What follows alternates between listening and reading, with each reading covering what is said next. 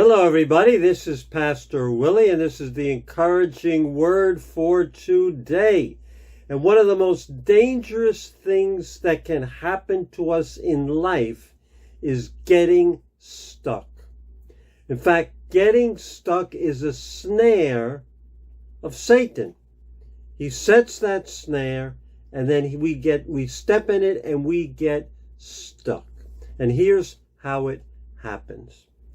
We do everything possible in our life to avoid bad things happening to us and our family. And that's good. We should do everything in our power to stay healthy, to avoid trouble, definitely not to cause trouble by sinful acts. We should do everything we can to live a godly life, a safe life, and a healthy life. But what happens is we start to believe a subtle lie. And we know that Satan is the father of lies. And the lie we start to believe is that we are in control. And we can control the outcome of everything in our life. And associated with that are some lies that we believe. It's a great book that I once read called The Lies We Believe. And one of those lies is that life should be fair. In other words, I do what I'm supposed to do and good things will happen to me. Another lie is that bad things only happen to bad people. And there's a very subtle lie that affects people who go to church. And it's this: if I follow Jesus, nothing bad will ever happen to me. That's the deal. I'm following Jesus. He blesses me and keeps all danger and all tragedy away from my life and my family's life. My friends, those are all lies. I'm sorry, but those are lies. Bad things do happen to good people. Life is not fair. And yes, followers of Jesus suffer just like other people. Just read the Bible and you find out that followers of Jesus suffer. Why? Because we live in a broken world. We drive cars and other cars go through red lights.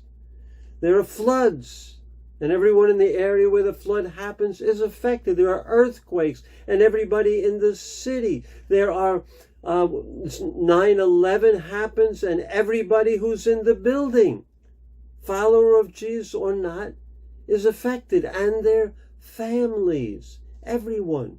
Disease and illness, and yes, death come to everyone in life.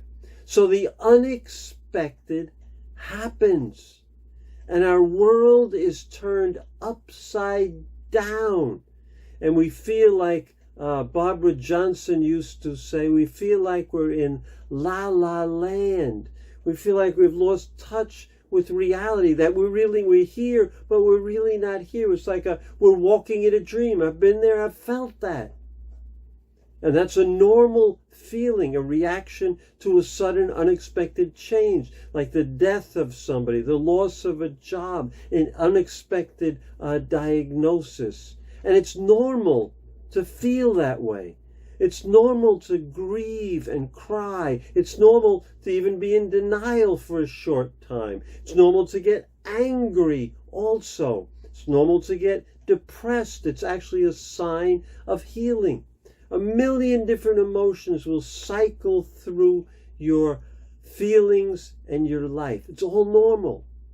But the key is to go through, keep moving through the process, because it leads to an adjustment and reorientation to a new chapter in our lives. And Jesus helps us all along the journey.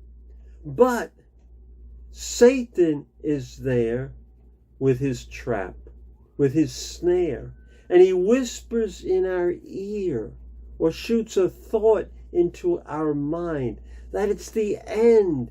We will never recover. There'll never be any difference. The way you feel now is the way you will always feel, he tells us, which is a lie.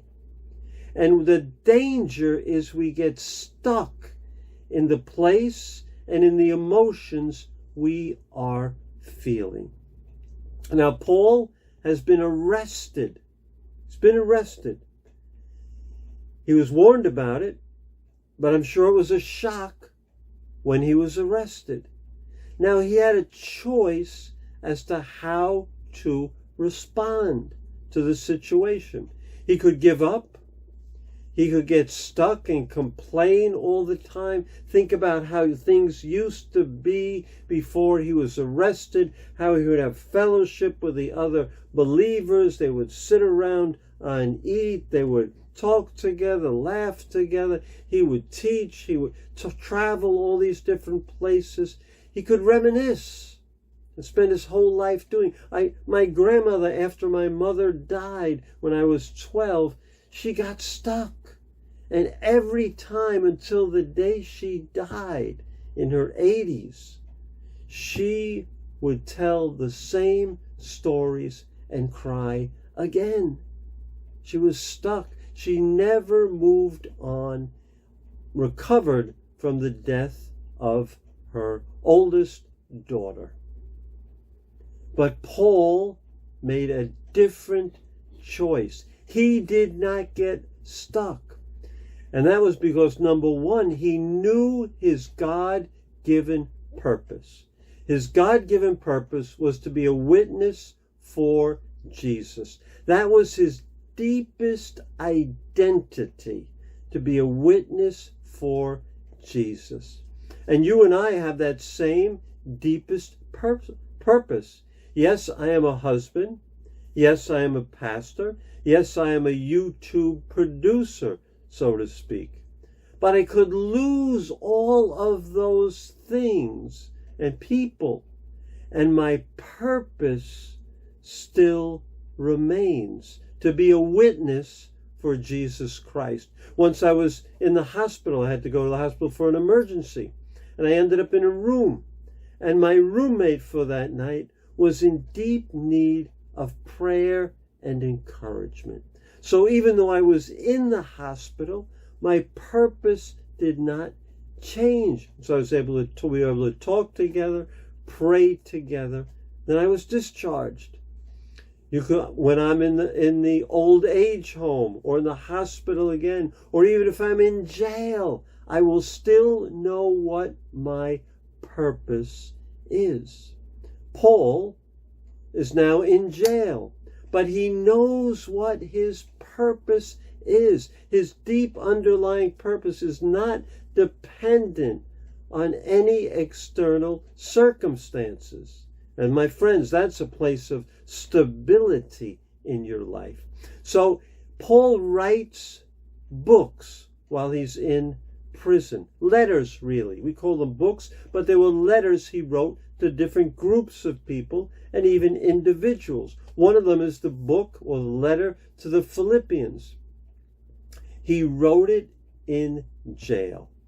Now, he could have been bitter and wrote a lot of complaints in the letter, but you can check out every single book he wrote while he was in prison. Not one word of bitterness or complaint. Not one word about suffering or wishing things were different. Yes, I'm sure he processed his emotions as we should. We should cry when we need to cry. We should lament when we need to lament. We should pray to God and tell him how you feel when you're upset, confused, lost. You should talk to people close to you, but no complaints. No complaints. Paul does not complain. And in fact, he wrote books, wrote letters to encourage others. So I'm going to read from Philippians chapter 1, verse 3 through 5, and then verse 7.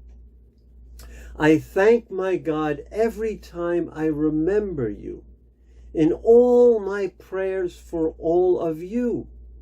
I always pray with joy. It is right for me to feel this way about you, since I have you in my heart. And whether I am in chains or defending and confirming the gospel, all of you share in God's grace with me. So he was praying for others. He was writing to encourage others.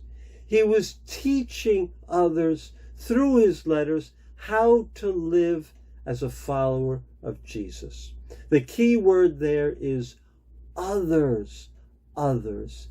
One strategy that will keep you from getting stuck, no matter what disaster befalls you, is to focus on others, helping others in some way in the name of Jesus. Yes, process your emotions. Yes, be gentle with yourself. Yes, be patient with your recovery, but focus on others. Find an external focus, a ministry of some kind where you can be a witness of God's love to others. It's what you were created for, no matter what changes happen in your life. God bless you, and I'll see you tomorrow.